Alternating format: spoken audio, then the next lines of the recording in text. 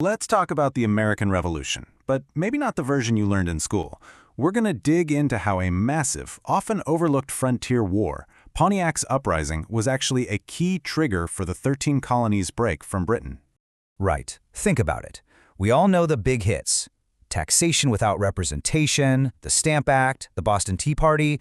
But what if one of the biggest drivers of the revolution was actually all about land? Specifically, land that the British Crown told the colonists they absolutely could not have after a brutal war out west.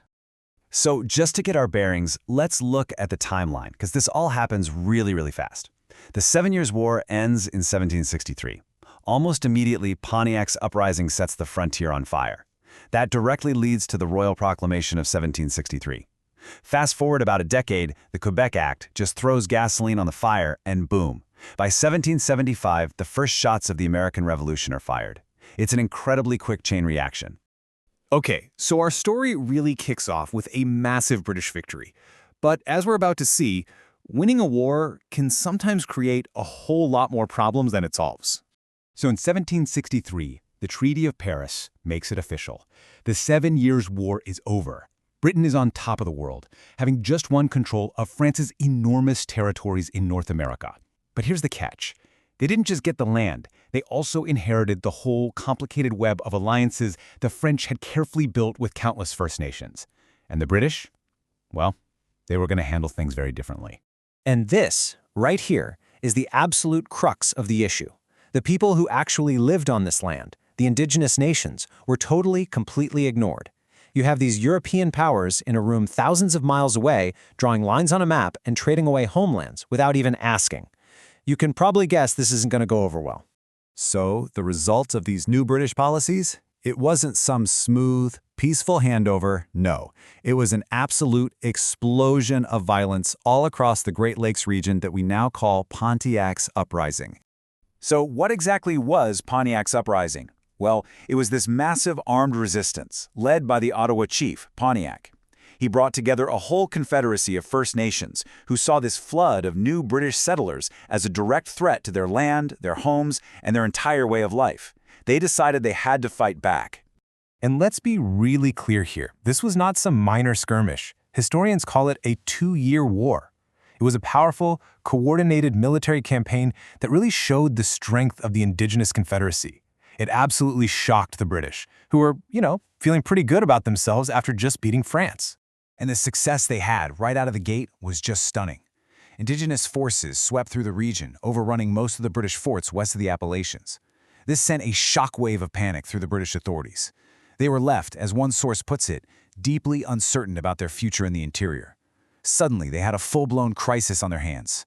So Britain is facing this expensive, brutal, and seemingly unwinnable war on the frontier. They needed a solution, and they needed it fast. Their answer came straight from the top, from the king himself. And that solution was the Royal Proclamation of 1763. Now you have to understand, this wasn't some random policy document. This was an emergency break poll. It was issued for one reason and one reason only, as a direct response to Pontiac's Uprising, to try and calm the frontier down and stop the fighting. So what did it do? Well, its terms were pretty drastic. It basically drew a line right down the Appalachian Mountains and said to the colonists, you cannot cross this line. No settlements west of here. That massive territory was officially reserved for indigenous nations. And, on top of that, it said only the crown could buy land. No more shady deals from private citizens or land companies. So, problem solved, right? The war on the frontier is dealt with? Well, not quite. In solving one problem, Britain accidentally created a much bigger one with its own colonists, sparking this profound sense of betrayal. And this just perfectly captures the two completely different perspectives. From the British point of view, the proclamation was just common sense. It was about stabilizing the region and preventing another costly war. But for the American colonists, it felt like tyranny. Many of them had fought in the 7 Years' War thinking they'd get to expand west. Now, a distant king was telling them that the rich lands they felt they had earned were off limits. And then, just to rub salt in the wound, came the Quebec Act of 1774. This law didn't just protect French customs up in Quebec, it also massively expanded Quebec's borders, handing over a giant slice of that amazing Ohio Valley land, the very same land forbidden to the 13 colonies, to their northern rivals. I mean, just look at this map.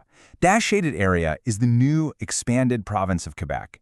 You can see it dips way down into the Ohio Valley, exactly where American colonists and land speculators were desperate to go. For them, this was infuriating. It was proof that the Crown was actively working against them. So this anger, this deep frustration over being blocked from Western lands, it didn't just sit there on its own. It merged with all the other growing complaints and became a core part of the argument for revolution. So when we make that list of grievances that led to the revolution, we always hear about taxes and soldiers. But if you actually read the colonists' own declarations, this anger about being blocked from expanding west and then seeing those lands handed over to Quebec was right up there at the top of the list. It was a real, tangible issue that hit everyone from small farmers to wealthy land speculators like George Washington. So you can see the dominoes falling, right? Britain's victory leads to new policies that spark Pontiac's uprising. The attempt to solve that uprising with the Royal Proclamation and the Quebec Act makes the colonists feel totally betrayed. In trying to solve their Pontiac problem, the British created a colonist problem that put them on a direct path to the American Revolution. So I want to leave you with this question. We often think of the Revolution as this noble fight for liberty against a tyrannical king. But how does that story change when we realize that for a lot of people, it was also a fight for the freedom to expand westward, onto lands that had been explicitly reserved for indigenous nations? It just adds a much more complex and maybe a more challenging layer to the story of America's birth.